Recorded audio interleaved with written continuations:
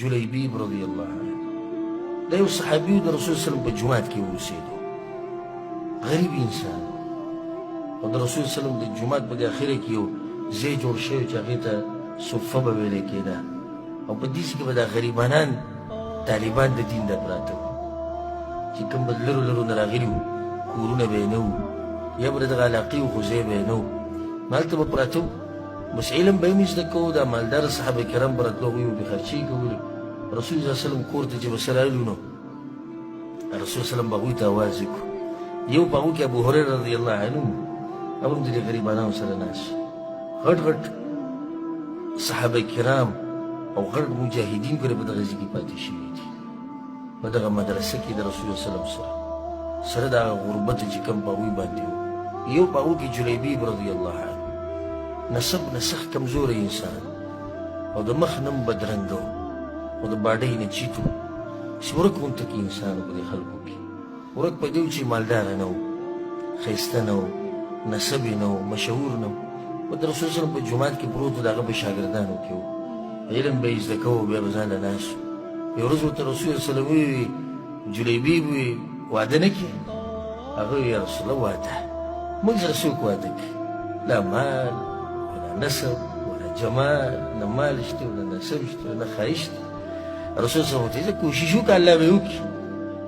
لاړ بیا بله ورځ رسول صلی الله علیه وسلم میلاو شو رسول الله ته بیا وایي جلیبیب هغه وی لبیک یا رسول الله واده خو څه ترتیب دی نه جوړ کړی بیا موسکی شو یا رسول الله موږ سره څوک واده کوي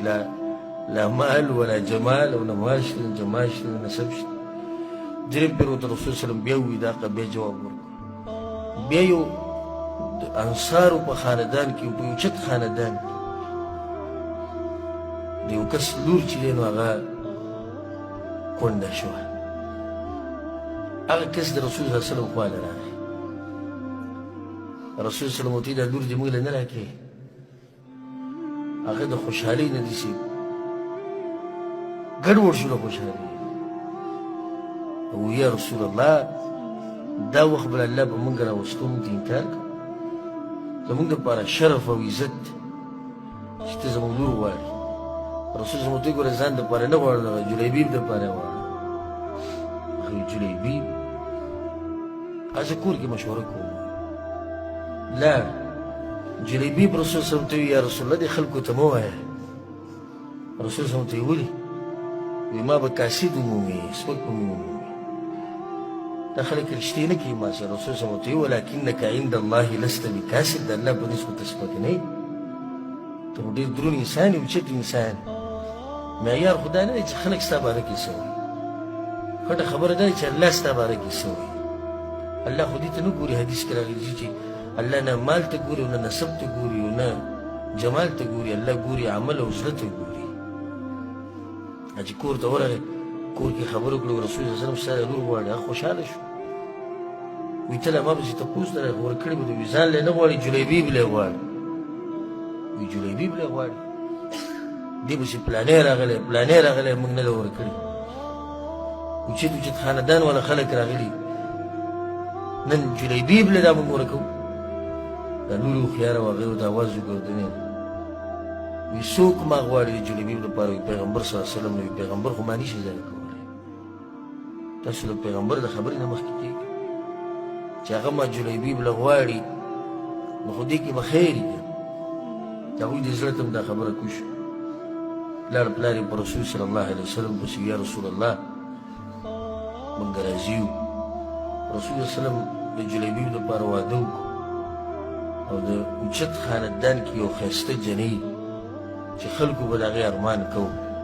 هغې ورته واده کړه بیا دعا وکړه الله سبحانه وتعالی ته وایي یا الله رسول صلی الله علیه وسلم وایي یا الله په ده باندې دا رزق څومره ووروي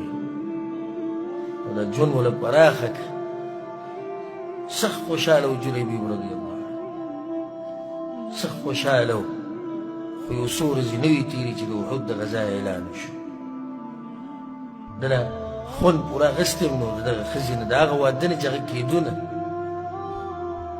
د هغه انسان واده وشو چې چا وله لور نه ورکوله خو هلته پکې اواز د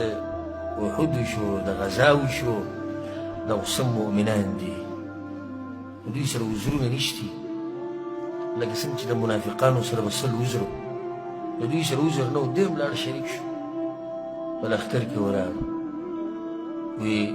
کله چې د احد دا غزا ختمه شو رسول سلم تپوس وکړو هل تفقدون من احد څوک ورک نه دی ګنې ملګرو کې ملګري وګرځي صحابه کرام بعض پکې شهیدان و بعض زخمیان وي یا رسول الله پلانې زخمي دی پلانې مړ دی هغه ویل یا رسول الله پلانې نشتي پلانې نشتي پلانې نشتي بیا ورته رسول صلی الله علیه وسلم نور څوک نه دي ورک کړي ویل یا رسول الله پلانې او پلانې او پلانې بیا ورته رسول صلی الله علیه وسلم ویل نور څوک نه دي ورک کړي نور څوک نه دي ورک د جلیبي بن مې پکې وانهاست ما تاسو ته وویل دی پټ انسان او ځکه حدیث کې راځي چې ان الله يحب العبد التقي الخفي النقي د الله تقوادار انسان خوښي چې زړه پاک وي او داسې ورک غوندې دی چا ته خپل عبادتونه نه راښکاره کوي نه چا ته دا خبره ښیي چې زه اوچت تقوادار یم او زه دا کوم داسې ورک غوندې کوي معامله ټوله د الله سره د جلیبي معامله د الله سره دې خبرو نه دي هغه د الله په لار کې ځان خاورې کړی وي دې خبرو نه دي رسول صلی الله علیه وسلم یاد کړو خلقو که اگر که نه دی یاد کړی خو اشرف المخلوقات سید الاولین والآخرین هغه تذکره وکړه ولکني افقد جلیبیبه جلیبیب نشتی وی دې ټولو کې دلته د جلیبیب رضی الله عنه نوم یاد وګرځي پسې کوم ځای کې هغه وایي چې دوی پسې وګرځېدو وي د احد د میدان نه بهر ولګي رسول صلی الله علیه وسلم ته اواز وکړو یا رسول الله وایي چې کله پیغمبر صلی الله علیه وسلم ورغی فوجده إلى جنب 7 قد قتلهم ثم قتلوه نو ده په خوا کې اووه کافران مرداران پراته وو رسول الله صلی الله علیه وسلم راغی او د ده د جسم سره خوا کې ودرېدو او په سترګو کې اوښکې راغلې او ده وویل قتل 7 ثم قتلوه اووه کسان یې مردار کړي دي بیا یې دی وژلی دی هذا مني وانا مني دې زما نه دی او زه د ده نه یم هذا مني وانا مني دې زمانه دی او زه د ده نه یم صحابه کرام وایي فوضعه على ساعديه هر سړي خپل مړی راوچت کړی و هر سړي خپل خپلوان راوچت کړي و کوم چې شهیدان شوي چا په کټ کې چا په څه کې او جلیبیب رضی الله عنه د رسول الله صلی الله علیه وسلم په دې زنګنانو هغه ته پروت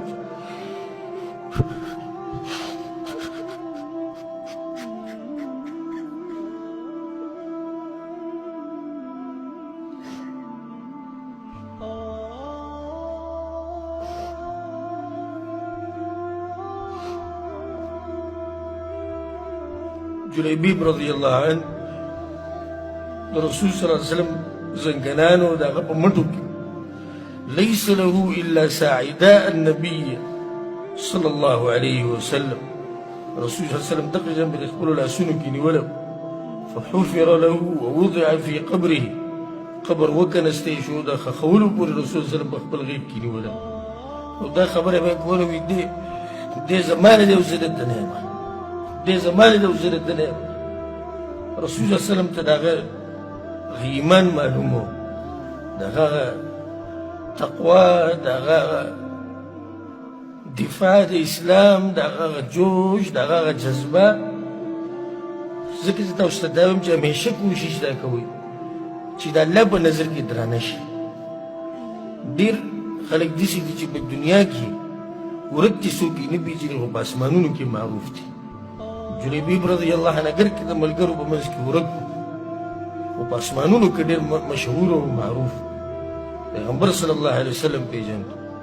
او ډېر خلک داسې دي چې په ځمکه باندې مشهور دي په اسمانونو کې ورک دي ځان په هغه خلکو کې شمار کوي چې په ځمکه د خیر د ستا تذکره ونه شي د سر دې څوک تا پېژني نه خو چې په اسمان کې معروف ملایک دې پېژني کله چې یونس علیه السلام د مهي په خېټه کې اواز وکړو لا اله الا انت سبحانك اني كنت من الظالمين نو ملائکو ویل یا الله دا اواز اشنا دی خو د ناشنا ځای نه راځي چې دا ګوره څوک ته وایي نه پېژنو ځکه چې اواز د لرې نه راځي وګوره معروف دی وي اواز څه دی اشنا دی خو دا ځای د ناشنا راځي الله ورته وایي زما بنده دی یونس ته مهي خېټې ته مې ګزار کړی دی ملائکو ورسپاره شو وی الله د خو به پلانی کار کوو د به پلانی کار کوو موږ به تا ته دا عمل راخېجو دا به راخېجو ملایکو په منځ کې مشهورو سپارش وکړو الله تعالی د مې د خېټې نه راوویست خو ډېر داسې دي چې په ځمکه کې معروف دي او چرچي دي او دروز او درز او